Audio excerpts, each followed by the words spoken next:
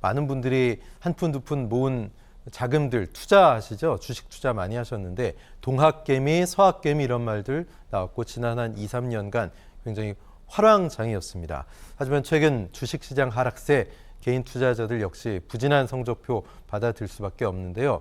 자, 개인 투자자들이 순매수한 상위 10종목의 수익률이 모두 마이너스입니다. 수익을 낸 종목이 하나도 없었는데요. 이 정도 되니까 개미들의 주머니가 털렸다 이런 말이 나올 수밖에 없는 것 같습니다. 윤 평론가님, 네. 개미들 입장에선 요즘 말로 누가 어떤 종목이 제일 빌런이었나요? 삼전인가요? 이 개미들이 산 종목들이 사실은 유난히 달라요? 사실은 뭐 카카오 계열인가요? 네이버, 카카오, 예. 카뱅도 있고요. 사실 삼성전자, SK 하이닉스, 뭐 삼성전기, 예. 그 다음에 좋다는 뭐 저기 어디 에코프로비엠이라든지 예. 뭐 이런 종목들. 비교적 이제 우량주들 갖다가 개인들이 사실은 순매수를 갖다가 굉장히 많이 했는데 이쪽 종목들이 사실 좋지가 않아요. 예. 이쪽 평균을 내보니까 한 18.7% 정도 된다고 합니다. 이제 평균을 내는 방법은 뭐 이들 종목이 떨어진 평균 수익률에 그다음에 평균 매수 단가, 그다음에 개인들이 갖고 있는 평균 보유 주식수를 곱하면 이게 나오는 거니까 예. 이게 한 18.7%를 갖다가 이제 올해 손실을 봤다는 거죠.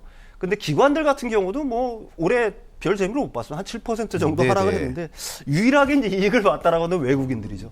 외국인들은 근데 이 개인들하고 담는 종목 중에 딱 하나만 이게 딱 공통분모가 되고 SK 하이닉스만 공통분모가 되고 외국인들은 전혀 다른 주들을 담았어요. 예. 다른 뭐 SK 이제 2차 전지주라든지 아니면 방산주들을 담았습니다.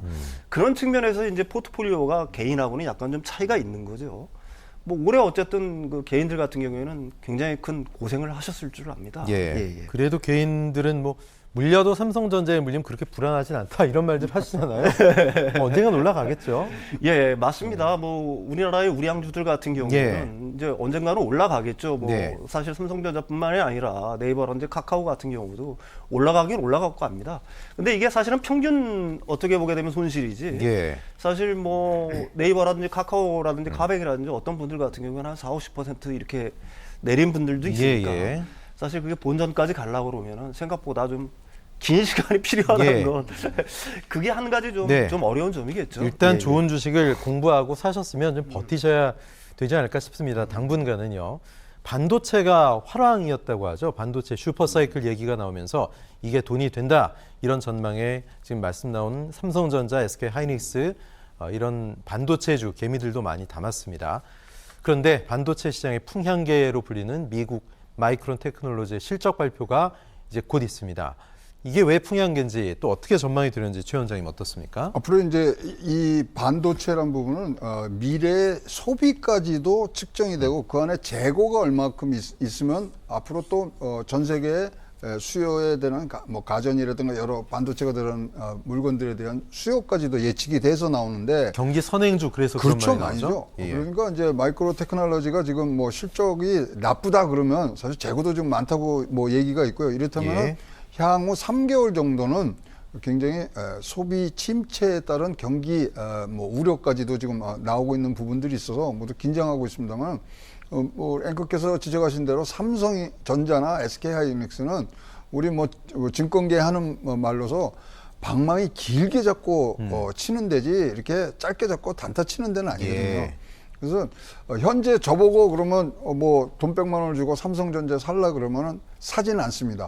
그러나 제가 갖고 있는 삼성전자를 팔라 그러면 팔지도 않습니다. 지금은 그대로 갖고 계시는 전략이 가장 좋은 부분이고요. 마이크로 테크놀로지의 실적 발표 뭐 지금 큰 아주 혹한이 오고 있는데 뭐 여기서 나오는 발표는 장갑이나 목도리 정도 하나 안 했다고 생각하시면 충분히 넘어가실 수 있는 부분들이 있다고 보여집니다. 장갑 목도리 안 해도 얼어 죽지는 않으니까요. 그렇습니다. 참 국내 증시 작년에는 뭐 올해도 그렇고 서학개미 열풍이었죠. 상당히 미국 주식이 올라가면서 미국 주식에 투자하는 분들이 많았습니다. 그런데 미국 증시 역시 크게 떨어지면서 서학개미들이 큰 고통을 겪고 있습니다. 하지만 미 증시는 장기적 우상향이다. 이거 하나 믿고 그래도 그 희망으로 버티고 있는 분들 많은데 장기적 우상향 맞습니까? 이런 걸 옷바장이라 그러죠. 오를만 하면 빠지는 장. 그리고 내가 사기만 하면은 뭐 또 빠지는 장 예. 뭐 등등 하는데 사실 다 뒤집어 보면요. 2022년도 증시 전망을 이제 뭐 2021년 12월이나 2022년 1월 달에 했지 않습니까? 예. 그때 우리나라 증시만 복구 보시면요. 상단을 3,300으로 봤어요. 그리고 하단을 2,800으로 봤는데 지금 네. 그것도 다 깨진 거 아닙니까?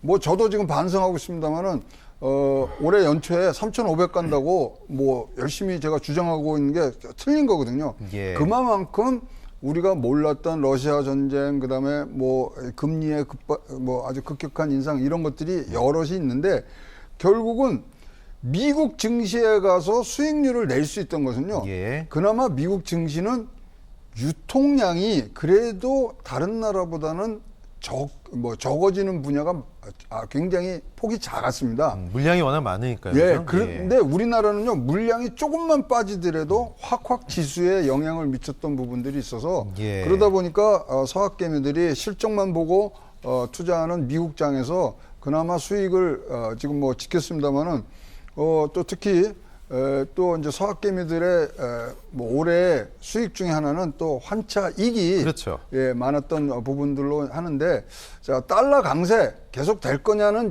질문으로 제가 받아들인다면 달러 강세는 내년도 상반기까지는 충분히 우리가 예상할 수 있는 현상이고요.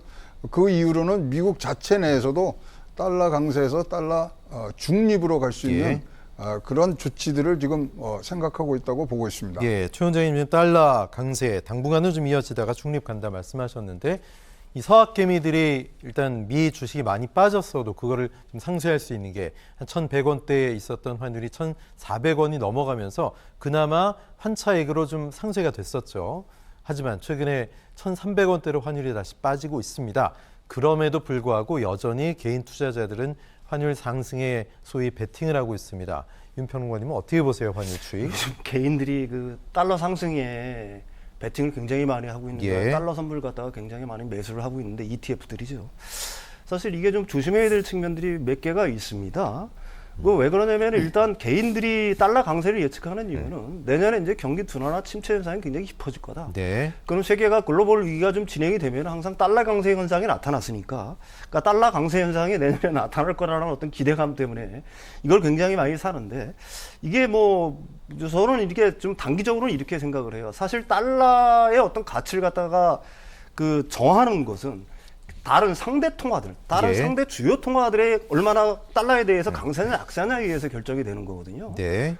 다른 말로 하면 유로나 엔화가 사실은 달러에 대비해서 얼마나 강세냐 약세냐 결정을 하는데 예. 지금 유럽 중앙은행이 계속해서 금리를 올리고 있죠. 예. 이게 사실은 유로 강세 요인입니다. 그러니까 달러 약세 요인이 된다는 거죠. 거기에 대해서 일본이 통화 정책의 대변혁을 시도하고 있어요. 예. 무슨 말이냐면은 그동안의 완화적 통화 정책에서 긴축적 통화 정책으로 요 최근에 들어서고 있습니다. 그래서 엔화 강세 현상이 굉장히 두드러지는 거예요. 엔화 강세가 현상이 두드러지고 유로 강세 현상이 두드러진다라고 하면 달러 약세는 불가피한 거고요. 더불어 또 하나가 있습니다.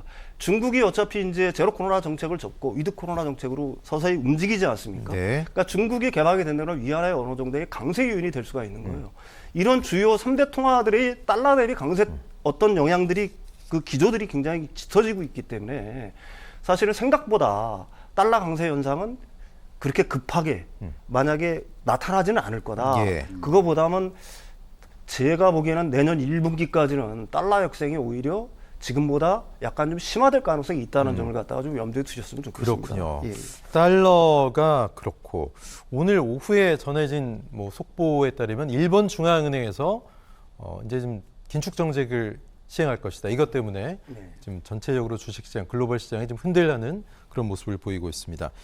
이건 어떤 의미가 있는 걸까요, 윤 평론가님? 글쎄요. 아까도 말씀드렸듯이 저는 개인적으로 엔화 강세 현상이라든지 이런 현상이 깊어지면은 예. 사실은 위기의 어떤 징후로 보는 지금까지 네네. 징후들이 굉장히 예. 많았죠. 그렇지만은 지금은 이제 사실은 이 엔화의 강세 현상은 지난 몇십 년을 갖다가 초완화적 정책으로 일관했던 일본 중앙은행이 네네. 불가피하게 사실은 이제 긴축으로 돌아선다는 얘기가 될 수 있습니다. 어쩔 수 없는 선택이다. 왜 그러냐면 예. 일본의 인플레이션 현상이 뭐 0% 아니면 마이너스를 가다가 지금 뭐 3%를 넘어갔으니까요. 그렇죠. 일본도 인플레이션이 굉장히 심각한 상황이거든요. 이걸 잡아야 될 필요성이 있기 때문에 일본 같은 경우는 사실은 이제 긴축적으로 돌아설 수밖에 없는 거고요. 사실은 이 증시 전반을 놓고 보면 여러 가지 전망이 있을 수가 있겠지만 예.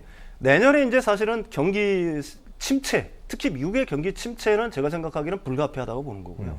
지금까지 어떤 그 주식시장의 흐름을 놓고 보면, 역사적으로 놓고 보면은 항상 미국의 침체 와중에 진짜 저점을 찍었어요. 그걸 예, 진바닥이라고 예. 보통 얘기를 하는데, 그렇다라고 한다면은 내년에 만약에 미국의 경기 침체가 두드러진다라고 하게 되면은 그게 2분기가 됐든지 3분기가 됐든지 간에 사실은 그때가 사실은 바닥일 수 있다. 예, 진짜로 진바닥을 갖다가 확인할 수가 있는 거다. 그러니까 섣불리 내년에 그 어떤 주식시장의 상승을 갖다가 기대하는 건 좀 어리석은 것 같고요. 지금 만약에 투자를 하신다 그러면은 물론 뭐 장기 투자하시는 분들은 예외가 될 수 있겠지만은 그렇지 않다 그러면은 투자를 하실 분들은 좀 시계열을 좀 짧게 가져가시는 게 사실은 그런 내년에 위험을 갖다가 좀 피할 수 있는 길이 아닌가 이렇게 생각을 합니다. 예. 최 원장님은 내년 국내 그리고 국외 증권시장 어떻게 보십니까? 진짜 내년이 리세션이 오는데 그게 결국은 바닥일 수 있고 반등의 여지가 내년부터 보일 수 있다. 그렇게 보시는지요? 아니면 좀 더 길어진다 보시는지요? 어쨌든 침체가 와도 돈을 벌 수 있는 게 증시고 네. 또 호황이 와도 볼 수 있는데 내년도에는 아주 풍향계가 하나가 뚜렷한 게 나왔어요. 예. 그렇기 때문에 이것만 보시면 여러분들 굉장히 큰 도움이 될 건데요. 우리나라는 지금 따져보니까 수출 증가율하고 코스피 상승률하고 그래프가 똑같습니다. 네. 우리나라 기업의 지금 전체 기업의 70%가 수출로 먹고 살거든요. 예. 그렇기 때문에 수출이 잘 돼야지만 실적이 좋아지고 이것이 다시 증시로 반환이 되기 때문에 내년에 뭐 지금 4% 정도의 지금 뭐 수출 감소가 있다는 얘기까지 나옵니다만 수출이 잘 된다는 얘기들이 나오기 시작하면은 바로 선반영을 지금 하는 부분들이 있어서 올해가 환율이 화두였다면 내년에는 수출이 어떻게 되느냐를 꼭 보셔야 됩니다. 지금 예. PBR은 벌써 뭐 역사적 뭐 저점에 지금 다가와 있기 때문에 올라갈 반등 준비를 하고 있고요. 예. 거기에 뭐 기름을 연료를 지금 부어 넣을 수 있는 거는 딱 하나 수출이고 수출이 많이 된다면 우리 환율도 잡아지고 그래서 이것이 일석삼조의 효과이기 때문에 내년에는 1일 3수출에 대한 생각을 하시면 좋겠습니다. 예, 수출 관련 지표를 좀 잘 지켜보셔야 되겠습니다. 올해 코인에 참 소위 대이신 분들 많으시죠. 하지만 이런 가운데 증권형 토큰의 제도권 진입이 가시화되고 있습니다. 증권업계도 끊임없이 새 먹을거리를 찾고 있고 관심을 많이 기울이고 있는데 일단 증권형 토큰이라는 게 어떤 개념입니까? 뭐 이런 사실 뭐 채권, 부동산, 실물 자산을 지금 블록체인의 기술에 얹혀갖고 예. 이것은 이제 가상화한 고정 가상화한 디지털 자산인데요. 자, 이 부분은 지금 국회에서 이런 디지털 자산에 관련된 업권법을 지금 제정을 하고 있습니다. 네. 이런 과정에서 뭐 NFT까지도 지금 가상 자산으로 지금 활용하는 부분들이 나오기 때문에 내년에는 조금 더 활발한 부분으로 갖고 있고 제도권 안으로 들어온 부분들이 있기 때문에 우리가 지금 봤던 암호화폐들의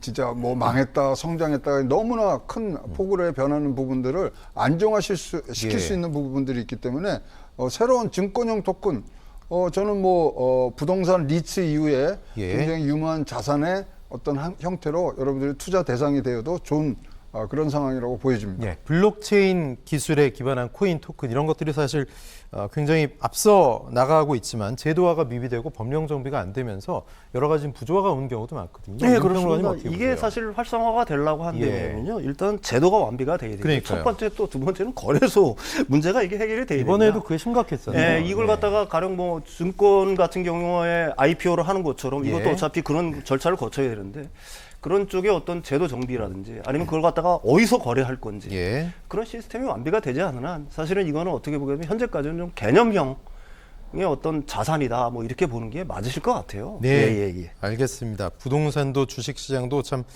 어려운 시기인데 조금 힘내시고 버티시면 좋은 날 오지 않을까 싶습니다. 두 분과는 말씀 여기까지 나누겠습니다. 고맙습니다.